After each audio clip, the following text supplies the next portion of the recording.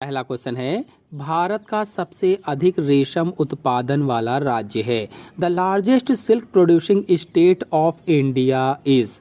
Answer सही होगा इसमें पहला कर्नाटक। आपको बता दें कि भारत का सबसे अधिक रेशम उत्पादन वाला राज्य कर्नाटक है और यहाँ पर मलबरी रेशम का उत्पादन अधिक होता है। अधिकांशतः मलबरी रेशम अधिक उत्पन्न होता है और चन्नापटना और मैसूर मुख्य रेशम उत्पादन केंद्र हैं। और आपको बता दें कि कर्नाटक में देश के कुल उत्पादन का लगभग 1/3 रेशम पैदा होता है। देश के कुल उत्पादन का 1/3। और भारत में रेशम उत्पादन के अन्य प्रमुख राज्यों की अगर बात की जाए तो आंध्र प्रदेश, असम, झारखंड, पश्चिम बंगाल, तमिलनाडु, मेघालय आदि हैं। नेक्स्ट क्वेश्चन है, गॉसिपियस हिरसुटम है। गॉसिपियस हिरसुटम क्या है? आंसर सही होगा इसमें डी वाला, नए विश्व की फसल तथा चतुर्गुणित है। आपको बता दें कि गॉसिपियम हिरसुटम नए विश्व की फसल है जो चतुर्गुणित होती है। चतुर्गुणित यानी 4n होती है और यह कपास की वंशज है। कपास की वंशज है। नेक्स्ट क्वेश्चन है, पोलियो प्रतिरक्षा टीका किसके द्वारा विकसित किया गया? पोलियो प्रतिरक्षा टीका तो किसके द्वारा विकसित किया जाएगा? आंसर सही होगा बी, डॉक्टर साल्क के द्वारा विकसित किया गया था। आपको बता दें कि पोलियो प्रतिरक्षा टीका डॉक्टर साल्क ने विकसित किया था और पोलियो वायरल संक्रामक है, यानी कि एक बेहद संक्रामक वायरल बीमारी है पोलियो और इसके कारण लकवा, सांस लेने में तकलीफ, यहाँ तक कि कभी कभी मृत्यु भी हो जाती है। आपको बताते चलें कि देश जो अफगानिस्तान है और पाकिस्तान है, ये दो ऐसे देश हैं जहां अब भी पोलियो संक्रमण का खतरा बना हुआ है। यहां पर पोलियो ड्रॉप्स नहीं पिलाई गई, एक तरह से कह लीजिए, और पोलियो का विश्व में 99% तक उन्मूलन हो चुका है, खत्म हो चुका है ये। नेक्स्ट क्वेश्चन है, ओन्कोजीन की खोज की थी। ओन्कोजीन की खोज किसने की थी? आंसर सही होगा इसमें सी, बिशप एट अल ने की थी। आपको बताते चलें कि ओन्कोजीन के खोजकर्ता माइकल बिशप हैं। माइकल बिशप, और इन्होंने बताया था कि एक स्वस्थ शरीर कोशिका में सुषुप्तावस्था में विषाणु ओन्कोजीन उपस्थित होते हैं। कोई भी स्वस्थ शरीर है उसमें सुषुप्तावस्था में विषाणु ओन्कोजीन उपस्थित होता है। जब किसी कारणवश या किसी प्रकार से सक्रिय हो जाते हैं तो कैंसर का कारण बन जाते हैं। नेक्स्ट क्वेश्चन है, कौन सा रोग ओन्कोजीन की सक्रियता से होता है? तो हम सभी लोग जान चुके हैं, कैंसर रोग ओन्कोजीन की सक्रियता से हो जाता है। नेक्स्ट क्वेश्चन है, भारतीय लाख शोध संस्थान स्थित है। Indian lac research institute in situated in. Answer सही होगा इसमें पहला, रांची में भारतीय लाख शोध संस्थान स्थित है। आपको बताते चलें कि भारतीय लाख अनुसंधान संस्थान झारखंड रांची में स्थित है। झारखंड रांची में, और इस संस्थान के द्वारा विदेशी और घरेलू बाजारों के लिए लाख आधारित उत्पादों की गुणवत्ता प्रदान की जाती है। नेक्स्ट क्वेश्चन है, इनमें से कौन सी मछली खाने योग्य नहीं है? 4 मछलियों के नाम दिए गए हैं और पूछा गया है कौन सी मछली खाने योग्य नहीं है। Which of these fishes is not fit for eating? Answer सही होगा इसमें सी, टेट्राओडान मछली खाने योग्य नहीं है और इसके शरीर में विभिन्न भागों में न्यूरोटॉक्सिन नामक रसायन पाया जाता है, इसीलिए खाने योग्य नहीं होती है। क्या पाया जाता है? इसके शरीर के विभिन्न भागों में न्यूरोटॉक्सिन नामक रसायन पाया जाता है और इस रसायन को टेट्राडॉक्सिन के नाम से भी जाना जाता है। टेट्राडॉक्सिन, और इससे मनुष्य में पक्षाघात हो जाता है और मृत्यु भी हो सकती है। पक्षाघात यानी पैरालिसिस हो जाती है। नेक्स्ट क्वेश्चन है, अनुरंजक व्यवहार एक प्रकार का है। 4 ऑप्शन दिए गए हैं। अनुरंजक व्यवहार पूछा गया है। आंसर सही होगा इसमें C, fixed action pattern. Next question है, आनुवांशिक इंजीनियरिंग द्वारा उत्पादित दूसरी पीढ़ी के टीकों को निम्नलिखित में से किसके खिलाफ प्रयुक्त किया गया? आंसर सही होगा इसमें सी, हेपेटाइटिस बी तथा हर्पीस दोनों के लिए प्रयुक्त किया गया था। नेक्स्ट क्वेश्चन है, RFLP विन्यास प्रयुक्त होता है। RFLP pattern is used in. Answer सही होगा बी, डीएनए फिंगर प्रिंटिंग में। आप लोग यदि डीएनए फिंगर प्रिंटिंग के बारे में पूरी जानकारी चाहते हैं तो मैंने चित्र सही समझाया हुआ है, लेक्चर अपलोडेड है चैनल में, आप लोग जा करके देख सकते हैं। यहाँ पर आपको बता दें कि RFLP का पूरा नाम, R यानी रिस्ट्रिक्शन, F यानी फ्रेगमेंट, L यानी लेंथ और P फॉर पॉलीमॉर्फिज्म होता है। और इस जाति के प्रत्येक सदस्य के डीएनए में कुछ विशिष्ट क्रम होते हैं, स्पेसिफिक सीक्वेंस होते हैं, जिन्हें रिस्ट्रिक्शन एंजाइम के द्वारा काटा जाता है और इन टुकड़ों को ही RFLP कहा जाता है और इनका उपयोग डीएनए फिंगरप्रिंटिंग में होता है। नेक्स्ट क्वेश्चन है 35 डिग्री से 40 डिग्री तापमान तक एंजाइमी अपक्रिया की दर बढ़ती है। प्रत्येक पूछा गया है, यानी up to 35 to 40 degree temperature rate of enzymatic reaction increase by every. Answer सही होगा इसमें सी, 5 डिग्री सेल्सियस तापमान की वृद्धि पर। नेक्स्ट क्वेश्चन है एक NADPH के ऑक्सीकरण से कितने ATP उत्पन्न होंगे। आंसर सही होगा इसमें बी, 3 ATP अणु उत्पन्न होते हैं या 3 ATP अणुओं का निर्माण होता है। नेक्स्ट क्वेश्चन है C4 पौधों में किसकी कोशिकाओं में H एवं स्लैग चक्र संपन्न होता है।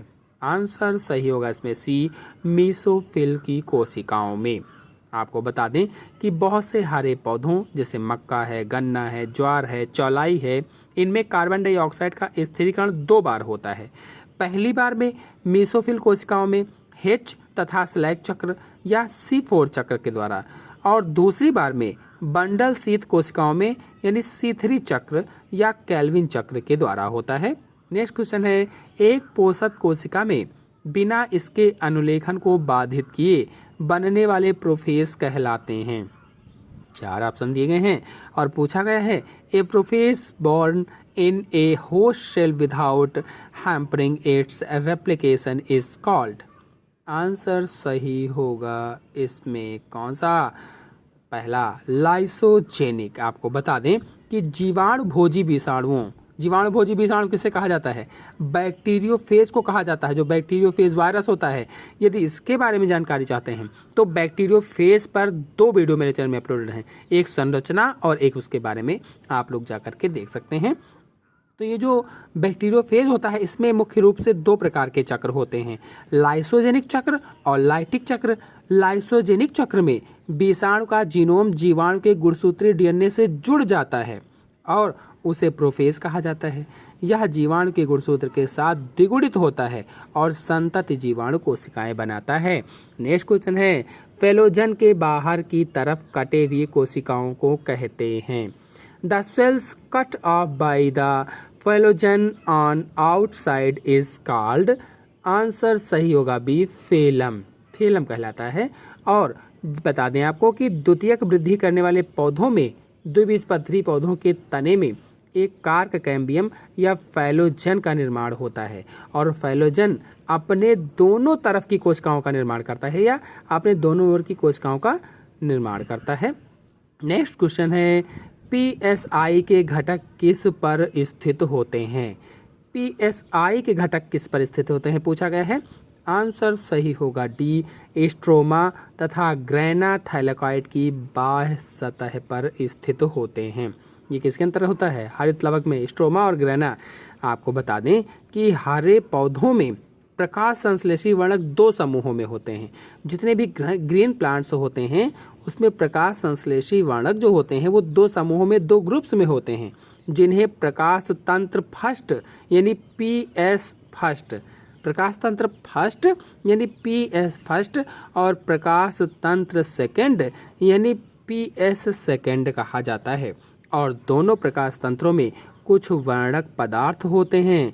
PS फर्स्ट ग्रेना तथा थाइलेकॉइड दोनों की बाह्य सतह पर स्थित होता है और जो PS सेकंड है ये केवल ग्रेना थाइलेकॉइड के भीतरी सतह पर ही स्थित होता है, बाह्य सतह पर स्थित नहीं होता है। नेक्स्ट क्वेश्चन है इक्विसिटम में संवहनीय नलिकाएं उपस्थित होती हैं। In Equisetum stem vallecular canals are present. Answer सही होगा इसमें पहला, खांच के नीचे। नेक्स्ट क्वेश्चन है, लेग्यूमिनेसी कुल को 3 उपकुलों में बांटने का आधार है। 3 उपकुलों में बांटने का आधार क्या है पूछा गया है। The basis of division of family leguminosae into 3 sub families is. Answer सही होगा इसमें बी, कोरोला एंड एंड्रोसियम। ये आधार है, यानी दलपुंज और पुमंग। यदि आप लोग दलपुंज क्या है, बाह्य दलपुंज क्या है, जायांग क्या है, सब पर वीडियो मेरे चैनल में लेक्चर अपलोडेड है, आप लोग जाकर के देख सकते हैं। थोड़ी जानकारी आपको बता दें कि लेग्यूमिनेसी कुल को दलपुंजों के विन्यास और पुमंग के आधार पर 3 उपकुलों में बांटा गया। और 3 उपकुल हैं कौन कौन से, जैसे पहला फेबेसी या पेपेलियोनेसी के नाम से जाना जाता है, दूसरा है सिजेलपिनाइडी और तीसरा है मिमोसाइडी। ये 3 उपकुल हैं किसके, लेग्यूमिनेसी कुल के। नेक्स्ट क्वेश्चन है, लेग्यूमिनेसी कुल आर्थिक रूप से महत्वपूर्ण है क्योंकि इसके सदस्य उत्पादन करते हैं। ये आर्थिक रूप से महत्वपूर्ण है। The family leguminosae is economically important as its member produce, क्या प्रोड्यूस करते हैं, डी, दालों का। और दालें कितनी महंगी हैं इस समय आप लोग सभी जानते हैं। लेग्यूमिनेसी कुल के पौधों से दाल, तेल और रेशे भी प्राप्त होते हैं। दाल के अलावा तेल और रेशे भी प्राप्त होते हैं, लेकिन इस कुल के जो पौधे हैं दाल प्रमुख स्रोत है। तेल और रेशे भी प्राप्त होते हैं लेकिन दाल प्रमुख स्रोत हैं, इसीलिए उपयुक्त विकल्प में से डी सही माना गया है। दाल वाले पौधे के लिए जाना जाता है लेग्यूमिनेसी कुल, जैसे चाहे वो अरहर की दाल हो, चाहे वो मसूर की दाल हो, उड़द की दाल हो, मूंग हो, मटर हो, चना हो, इन सब दालों के लिए जाना जाता है कुल। नेक्स्ट क्वेश्चन है, घासों में अत्यधिक पुनरुद्भवन क्षमता होती है क्योंकि ये होते हैं।